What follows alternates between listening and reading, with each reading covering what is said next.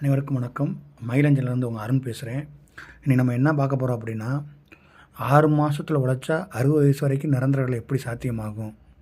இது சம்மந்தமாக வீடியோ இன்றைக்கி நம்ம மயிலன் சேனலில் போட போகிறோம்.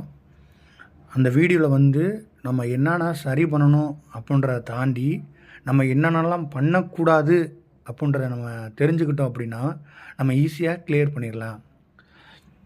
ஏன்னா ஒரு எக்ஸாமுக்கு நம்ம எதை படிக்கிறோன்றது எவ்வளோ முக்கியமோ அதை விட டபுள் முக்கியம் எதெல்லாம் பண்ணக்கூடாது, எந்தெந்த மிஸ்டேக்லாம் பண்ணக்கூடாது அப்படின்றது ரொம்ப ரொம்ப முக்கியம்.